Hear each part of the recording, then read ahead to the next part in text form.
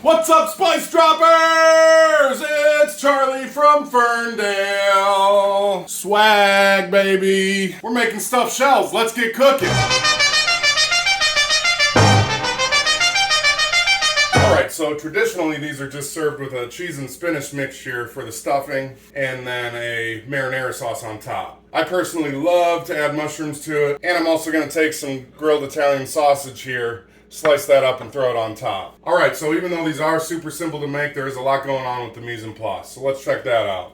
First of all, obviously we got the shells. You gotta use the jumbo shells. I'm doing a square pan, 8x8, so I'll probably be using about 16 of these, but I did make 20, 24, something like that, because they do break, and you do want to have extra there just in case. I boiled these for about 9.5 minutes to keep them a little underdone because they are going to cook more in the oven as well. For the stuffing, I got ricotta cheese, obviously. You need some shredded Parmesan. We're also going to put shredded Parmesan on top. And I'm using some cream cheese in there. You can use an egg to bind it together, but I'm just going to use cream cheese. We have about 4 ounces of spinach here. I have about 8 ounces of mushrooms. Again, I'm going to use some of that in the stuffing and slice some to put on top. I got 1 shallot here. You could also use half of an onion. And I have a lemon here. We're just going to use the zest of this. We're not going to put actual lemon juice in. Obviously, salt and pepper will probably be going in there. So that's the stuffing. Now let's look at the sauce. I got 2 garlic cloves. I got 1 onion.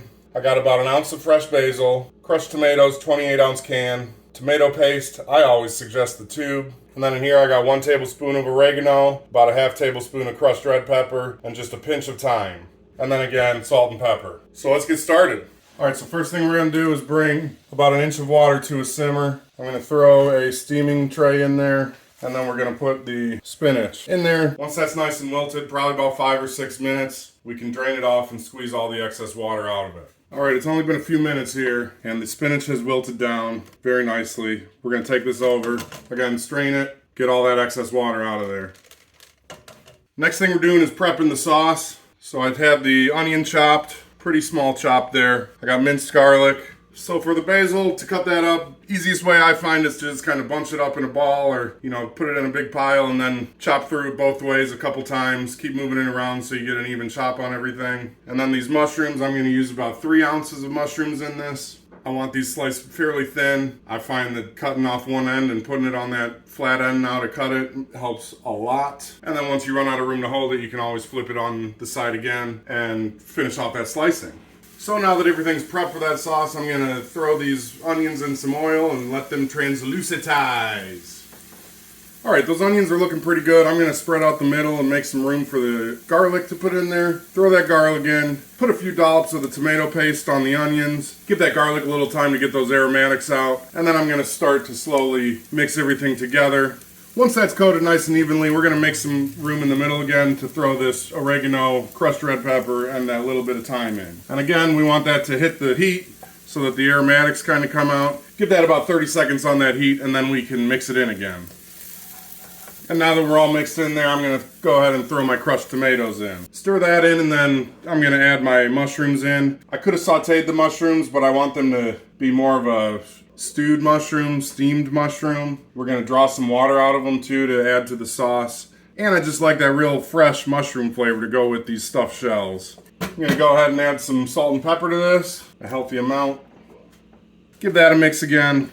Here's something crazy to try. I don't know how true this is, but I know adding carrots to sauce is used instead of sugar, but I've also heard that adding a couple pieces of carrots will help get the acidity out. So I'm just going to do that for fun. But just make sure to take those carrots out after everything's done.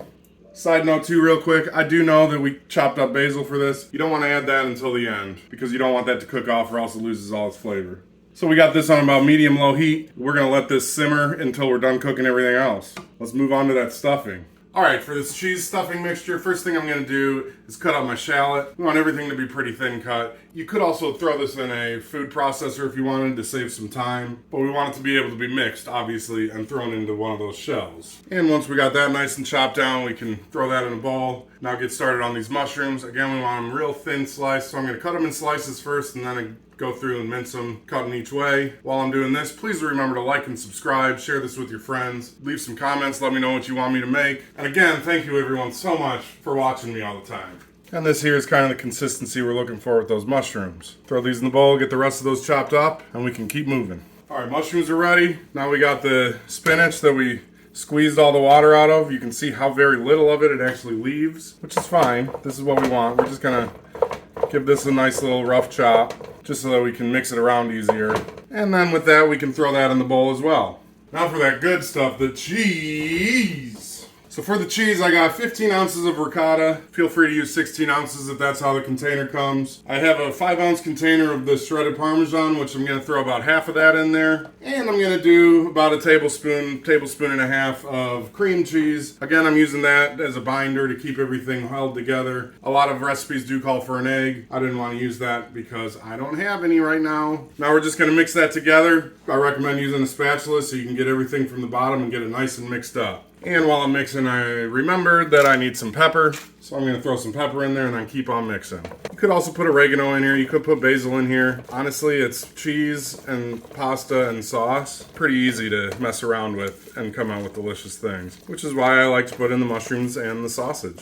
All right, so that's ready to go. And speaking of that sausage, I'm gonna actually, because I have the cutting board out right now, take that sausage and cut it into thin slices. I went with hot Italian because I like stuff with some heat. You could obviously use mild Italian, regular Italian, whatever, sweet Italian, any kind of sauces you want. I mean, you could really use ground beef if you wanted to as well. All right, I'm gonna put that back on a plate for later because we're just gonna put that on top of everything. All right, well, I know the sauce isn't done simmering yet, but I'm gonna take some out of here a little bit just so we can coat the bottom of this pan, because you really want that to be the bed that this pasta's laying in anyway. And while I'm here, I just realized we forgot one ingredient. I'm gonna take this lemon and get some of that zest off. And this isn't gonna add lemon flavor per se, it is just gonna brighten everything up. So we'll do about half the lemon there. Throw that zest in, mix that in real quick, and then we can start this building process.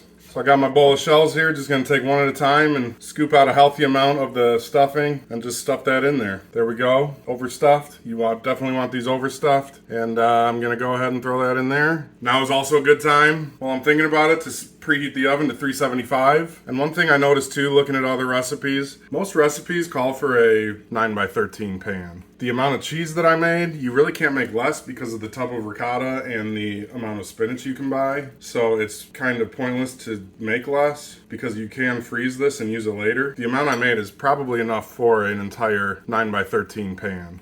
But here we go. These are nice and stuffed and ready to go. So now I'm gonna throw the sausage on there. I'll take the sauce, spoon that out. And you can do it fancy and, you know, one little stripe on top of each one, but you really want a lot of sauce on these too, because this sauce is real good. Plus we made a lot of sauce. All right, so we're gonna bake this at 375 for 20 minutes covered with tin foil. Take it out, uncover it. I'm gonna sprinkle the rest of this shredded Parmesan on top. Let that cook for an additional 10 minutes uncovered. And then we'll be ready to go, Spice Droppers. I'll see ya on the other side. Oh man, I was just about to throw this in the oven and realized I forgot the basil. So I'm just gonna uncover that and throw the basil on top. That flavor is gonna be on point when it's done, so I'm really not worried about it. All right, here we go. Oh yeah, baby, that looks delicious. Let's plate some up and try it. I can already tell from licking my fingers that this is gonna be phenomenal. Let's get some of the sausage in there.